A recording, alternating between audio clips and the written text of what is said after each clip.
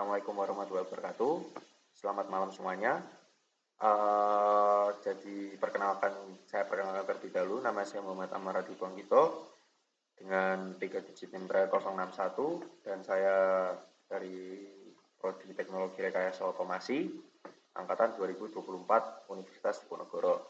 Nah, pada kesempatan kali ini, jadi kita akan belajar tentang modul selanjutnya yang ada tercantum dalam modul sistem embedded, yaitu RTOS atau kita lebih kenal dengan nama Real Time Operating System. Oke, mungkin kita akan membahas dulu tentang apa itu konsep dari RTOS. Jadi RTOS ini dia adalah sistem operasi yang dirancang untuk menjalankan tugas atau task dengan respon cepat dan deterministik sesuai deadline yang ditentukan. Nah, dari situ apa saja sih karakteristik dari real-time operating system itu? Yang pertama pastinya, yang tadi saya jelaskan ada konsep deterministik. Yang artinya yaitu waktu responnya dapat diprediksi. Kemudian dia itu bersifat real-time response, merespon event dalam batas waktu.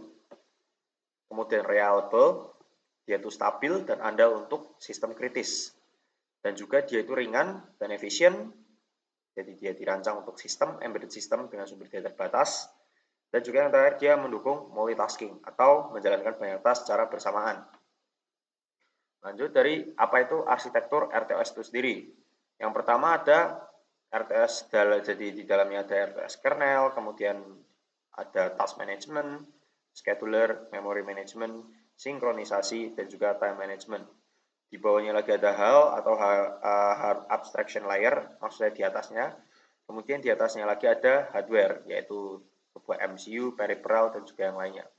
Dengan komponen utama yaitu ada task, unit pekerjaan yang dieksekusi secara independen. Kemudian ada scheduler, yaitu menentukan task di mana yang dijalankan dan kapan. Kemudian ada sinkronisasi, yaitu dia menyediakan mekanisme komunikasi dan sinkronisasi antar task. Kemudian ada timer, mengelola waktu, delay, periodik, dan juga timeout. Yang terakhir yaitu queue, pertukaran data antar task secara aman. Nah, jadi di sini maksudnya RTOS ini ya gampangnya kalau kita mau mengantri sesuatu. Jadi kita tahu mana yang diprioritaskan dan mana yang bisa dikerjakan nanti. Apa sih manfaat dari RTOS? Yang pertama yaitu respon sistem lebih cepat dan terprediksi. Kemudian meningkatkan efisiensi penggunaan CPU, meningkatkan keandalan sistem, dan juga mempermudah pengembangan aplikasi kompleks. Dan juga dia itu mudah diskalakan dan dipelihara. Kemudian dari contoh dari penerapan RTOS konsep yaitu kita bisa melihat dalam sistem robotika, di mana kalau misal kita mempunyai robot 3 arm, kita bakal tahu mana yang lebih diutamakan saat berputar. Kemudian otomotif, alat medis, otomasi industri, drone, IoT device, dan juga masih banyak lagi. Kemudian kita akan masuk ke dalam task stage in RTOS. Jadi pada RTOS itu setiap task atau tugas, dia dapat berada di dalam state atau keadaan. Jadi scheduler akan menentukan task mana yang dijalankan berdasarkan state dan prioritasnya.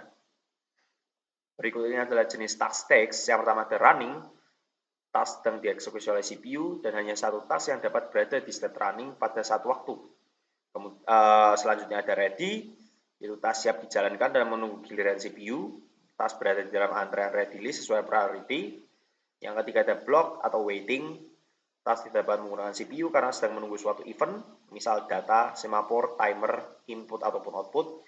Setelah event termenuhi, task akan kembali ke state ready.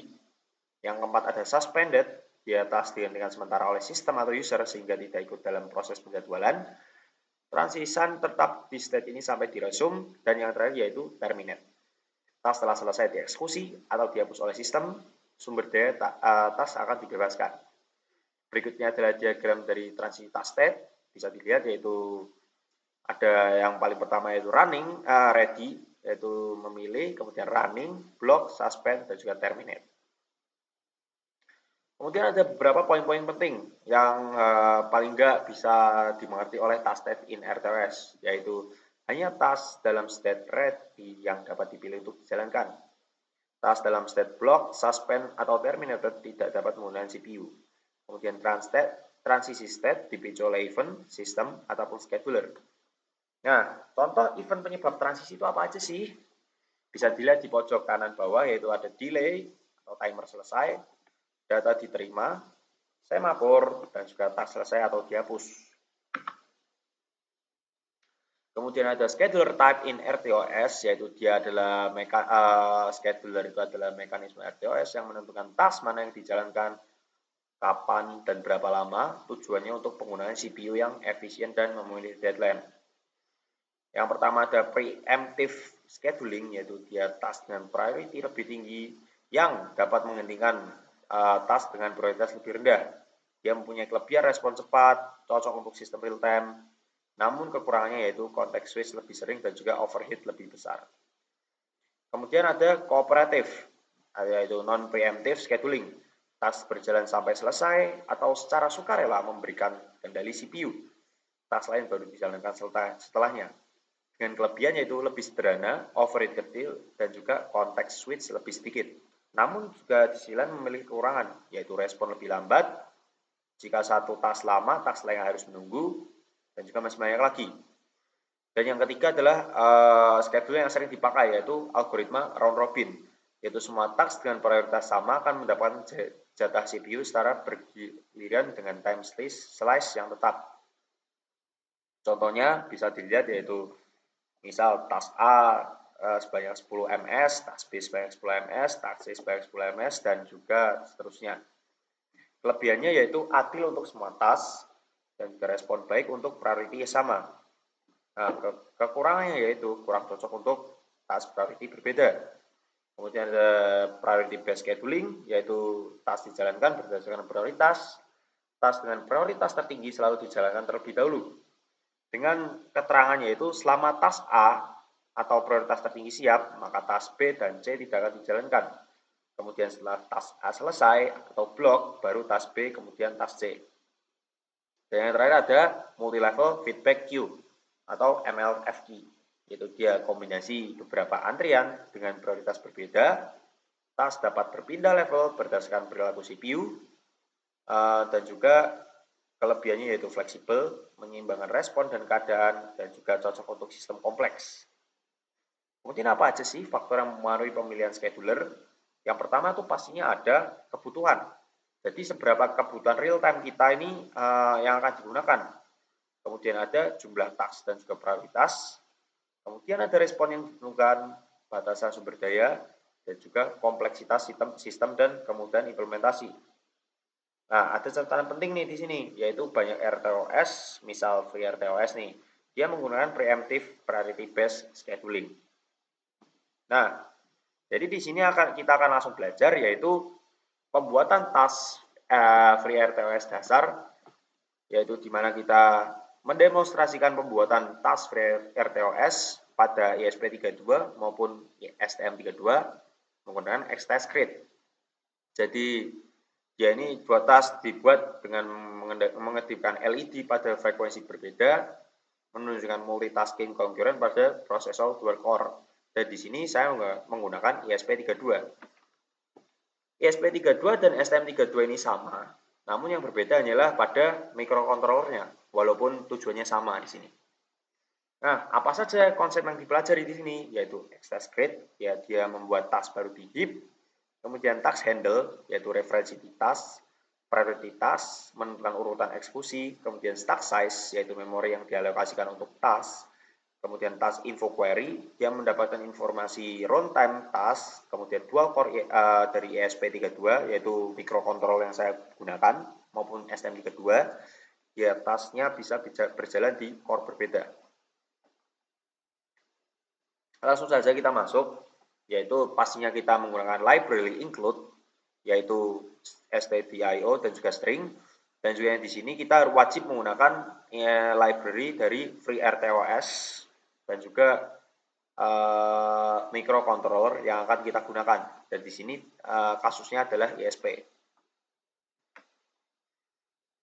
Nah, jangan lupa jika kalian ingin membuat sebuah program di dalam STM32, maksudnya VS Code, kemudian di dalam ESP32 yang dimana itu kasusnya adalah task basic, kita harus memerlukan referensi task dari luar.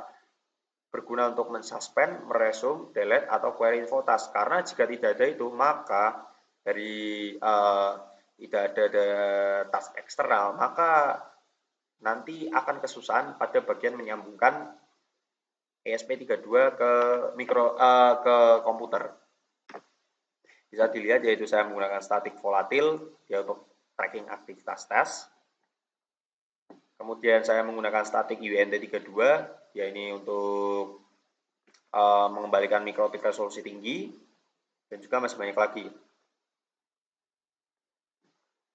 Nah, kita langsung masuk ke dalam kode intinya di sini. Jadi di sini seperti yang Anda lihat, saya menggunakan static void yaitu GPIO config T, IO config T, yaitu di sini maksudnya adalah konfigurasi dari LED 1 dan LED 2 sebagai output. Nah, jadi di sini nanti gampangannya yaitu akan ada microcontroller yang berfungsi untuk mengontrol LED 1 dan LED 2 sebagai penjadwalan CPU di sini. Bisa dilihat saya menggunakan pull up dan pull down. Kemudian ada konfigurasi tombol boot sebagai input dengan pull up, yaitu bisa dilihat di sini pin bit mask, mode GPIO input, kemudian pull up M, GPIO pull up enable, pull down, dan juga masih banyak lagi. Kemudian di sini saya menggunakan LED waktu start LED dipastikan harus mati. Nah, lanjut ke yang intinya ya. Jadi di sini adalah static void, kemudian handle null, task handle, star priority. Di sini itu maksudnya dia adalah API spesifik SP32 dari FreeRTOS yang mengembalikan core yang ditegaskan. Ya, kalau 0 itu artinya protokol CPU, kalau 1 itu artinya aplikasi CPU. Bisa dilihat di sini. Di 0 nih, 0 artinya 0 ya. Arti mengembalikan. Kemudian di sini ada fungsi blink. Saya menggunakan fungsi state LED untuk toggle, kemudian task number dari parameter, dan juga infinity loop. Setiap task FreeRTOS harus memiliki ini atau menghapus dirinya sendiri. Loop ini akan berjalan selamanya. Nah, jadi jika tidak dimatikan, maka loopnya akan terus-terusan memanggil.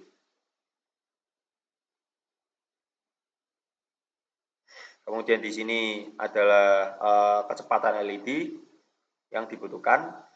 Jadi di sini LED akan berkedip lebih cepat, 200 ms hingga 500 ms. Yang dari inti dari keseluruhan coding ini adalah dia ini berjalan dengan prioritas terendah secara periodik melaporkan informasi setiap task seperti prioritas, task, state, dan juga core. Kemudian ada free heap memory dan juga uptime.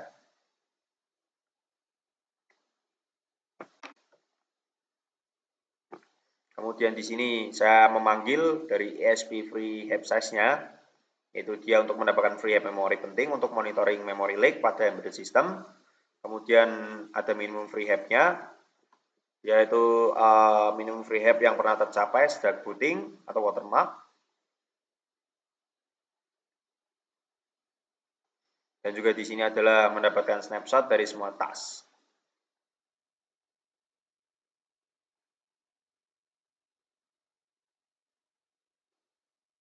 Oke. Jadi di sini adalah kode inti dari LED 1 brinker. Jadi dia ini yang dimaksud adalah LED seperti tadi. LED 1 ini dia sebagai blinker prioritas tertinggi. Jadi dia mengalokasikan TCB, task counter block, dan juga stack dari heap.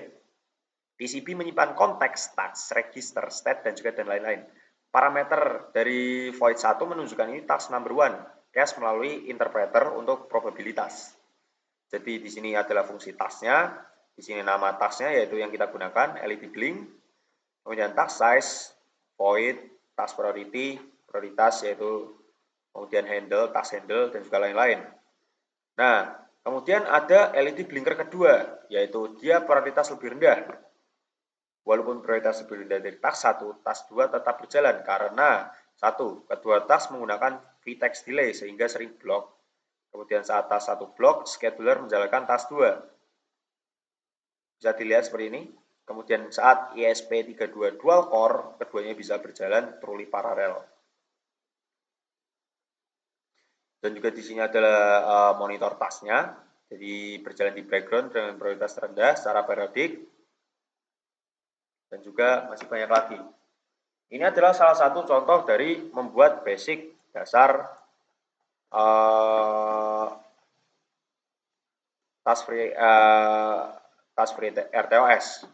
Untuk videonya, saya mempunyai video yang sudah saya buat.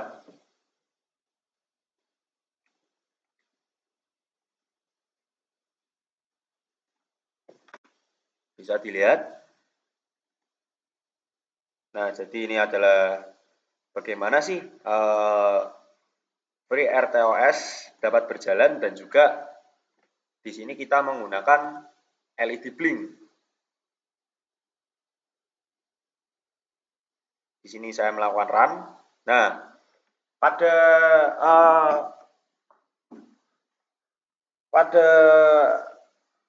kasus kali ini, jadi yang seperti saya bilang, saya menggunakan STM32 dan juga ESP32. Nah, di sini kasusnya yaitu saya menggunakan STM32 dulu. Kodenya sama, yang membedakan hanya microcontrollernya saja, namun intinya masih sama, yaitu LED 1 sebagai prioritas utama dan juga LED 2 sebagai prioritas rendah.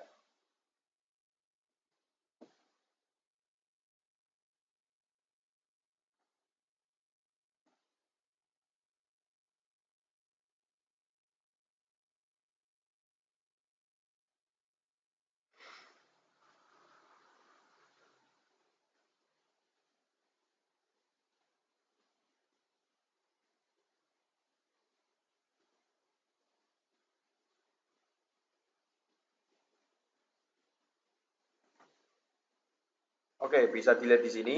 Jadi ada LED 1 dan juga LED 2 yang bisa kita lihat, yaitu dia LED 1 itu sendiri mengeksekusi lebih awal daripada LED 2, dan juga kita bisa melihat bagaimana core, kemudian urutan, dan juga apa sih idle-nya, clear RVC-nya, dan sebagainya macam. Nah, bisa kita lihat. Jadi saya menggunakan button untuk mengetahui sih apakah percobaan RTOS itu berhasil dilakukan. Ya, bisa dilihat di sini free RTOS task basic.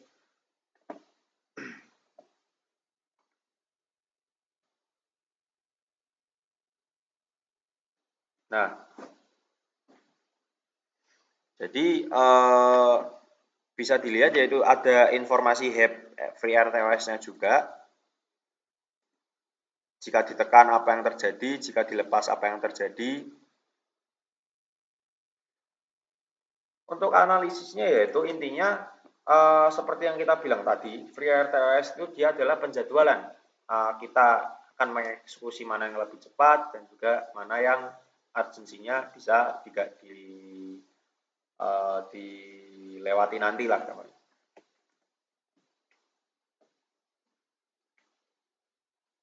Kemudian saya punya lagi video, sudah.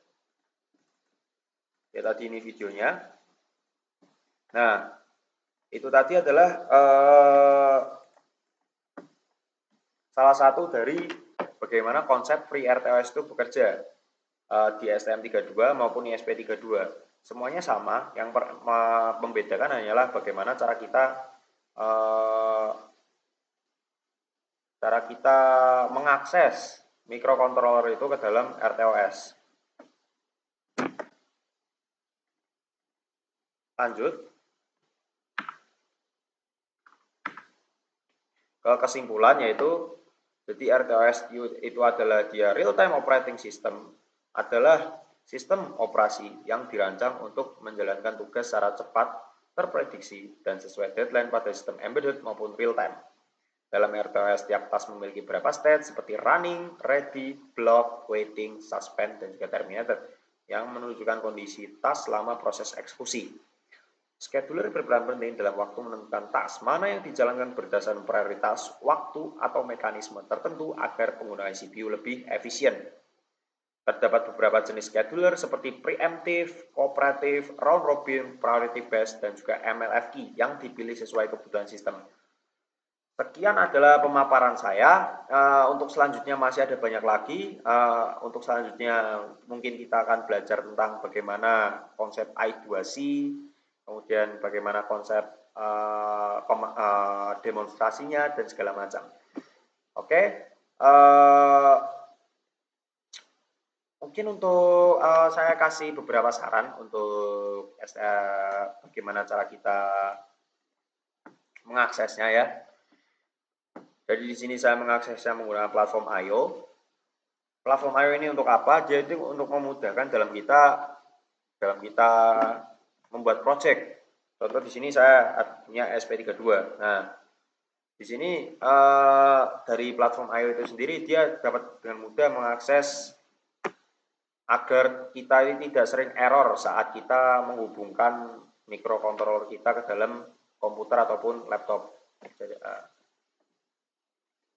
sekian dari saya, terima kasih. Sampai jumpa ke dalam modul-modul berikutnya. Wassalamualaikum warahmatullahi wabarakatuh.